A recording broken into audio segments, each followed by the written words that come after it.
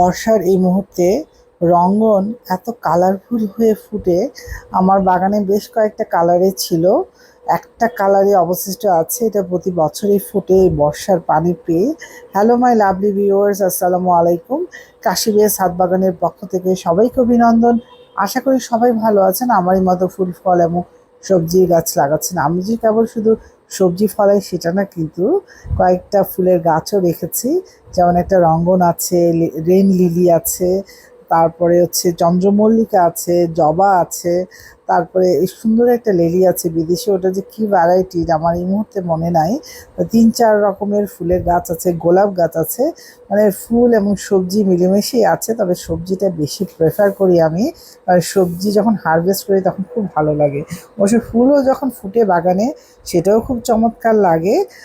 যাই হোক, এই যে বৃষ্টি হচ্ছে প্রতিদিনই বলতে গেলে প্রায়ই, হয় সকালে, না হলে দুপুরে, না হলে বিকেলে। এই বৃষ্টির হাত থেকে বাঁচার জন্য এরকম একটা বড় বল দিয়ে এই ছোট্ট ছোট ডাটা গাছগুলোকে প্রোটেক্ট করে রেখেছি আমি। আপনারা চাইলে এইভাবে করতে পারেন। তবে বর্ষার পানি পেয়ে গাছগুলো এত সুন্দরভাবে সবুজ হয়ে আছে আমার বাগানে, এত সুন্দর লাগে দেখতে। আজকেও ভেবেছিলাম যে বিকেলবেলা কাজ করব, কিন্তু সেটা আর সম্ভব হয়নি। ঝুম বৃষ্টি হয়েছে বিকেলবেলা। আজ সকালবেলা যেহেতু হালকা বৃষ্টি ছিল, কলেজ বন্ধ ছিল, ছাদে উঠে গিয়েছি।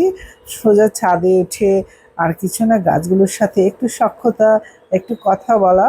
সখ্যতার কথা বলার মানে হচ্ছে কোন গাছের কি খাদ্য প্রয়োজন, কোন গাছের কি সমস্যা, কোন গাছের পাতাটা একটু হলুদ হয়ে গেছে সেটাই আমি দেখছিলাম। শশা গাছটা বেশ কিন্তু চমৎকার বড় হচ্ছে। যাই হোক, দেখা যাক ফলন হয় কি না।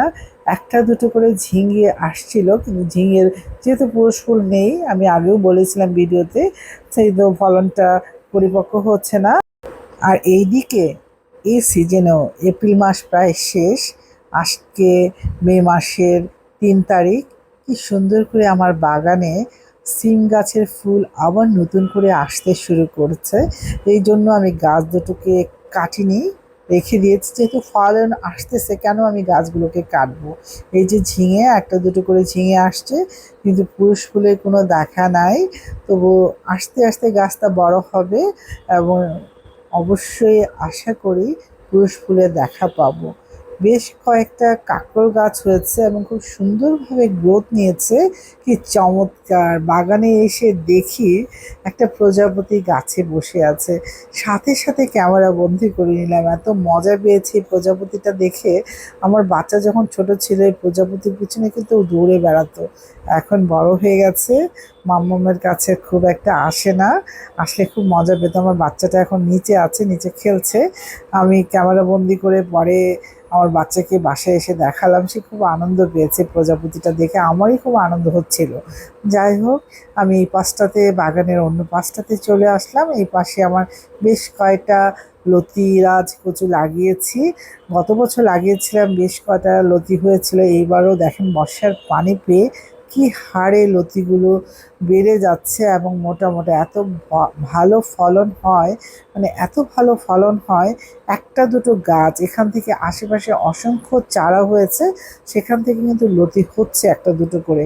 আমি আর কাটলাম না, আর কয়েকটা লতি হোক, তারপর একসাথে কাটবো যাতে একবেলা খাবার হয়। আমি ছাদ থেকে সোজা চলে আসলাম আমার বারান্দায়, কারণ ছাদে কিছু করার ছিল না। যেহেতু বৃষ্টি হচ্ছে ক্ষণে ক্ষণে, মাটি একেবারেই ভিজা, না পানি দেওয়া যাবে না সার দেওয়া যাবে। তবে দুদিন আগের ভিডিওতে আমি দেখিয়েছিলাম গাছে আমি কী সার দিয়েছিলাম, একটু রোদ উঠেছে বিধায় আমি দিয়েছিলাম। এখন বারান্দায় চলে এসেছি। বারান্দায় আমি এই মরিচ গাছগুলো আমার প্রাণ। এই একটা মাত্র গাছ আমি বাঁচাতে পেরেছি, হ্যালোভিনো। বেশ পেকে আছে কয়েকটা মরিচ। এই মরিচগুলো হারভেস্ট করবো, আর একটু লাল হোক। কি করবো এই মরিচটা দিয়ে, একটা রেসিপি করবো সুন্দর, সেটাও শেয়ার করবো ইনশাল্লাহ আপনাদের সাথে। আর এখন বারান্দায় যে কাজগুলো আমি এই মুহূর্তে করলাম, কলার খোসা ছোটো ছোটো করে কেটে এই মুহূর্তে এই গাছে দিয়ে দিলাম, আর একটু চা পাতা। এই যে ভিজা গাছ, এই অবস্থায় কিন্তু কোনো রাসায়নিক সার দেওয়া যাবে না। মরিচ গাছ এমনিই সেন্সিটিভ, তারপরেও এই ভিজা গাছ গোড়াটা পচে যায় অচিরেই। আর এই সময় যদি আরও রাসায়নিক সার দেওয়া হয় একেবারেই গাছটা নষ্ট হয়ে যাবে। সেই জন্য মাটিটা একটু উল্টে পাল্টে দিলাম যাতে শুকিয়ে যায়, অক্সিজেন পায় গোড়ায়।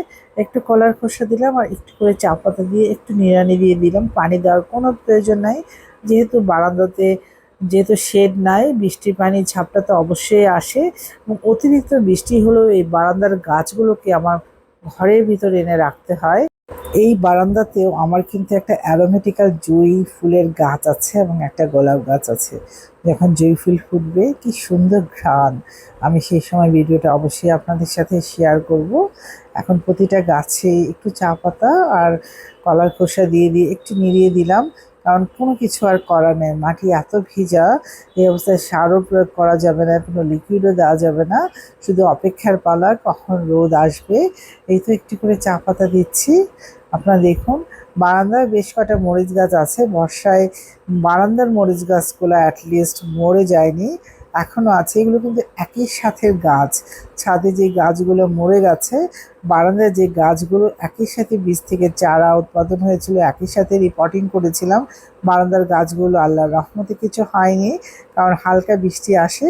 যখনই বৃষ্টি আসে, বিশেষ করে রাতের বেলা গাছগুলোকে আমি ঘরের ভিতর এনে রাখি, কারণ এত জোরে কখন বৃষ্টি হবে বোঝার তো উপায় নেই।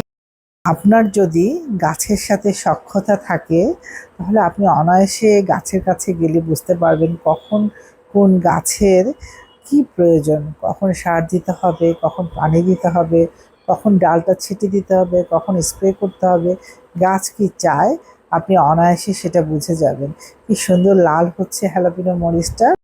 সকালবেলায় ঝলমলে রোদ, বিকেলে মুষলধারে বৃষ্টি, এই হলো এখনকার সিজন। আজকেও তাই হয়েছে।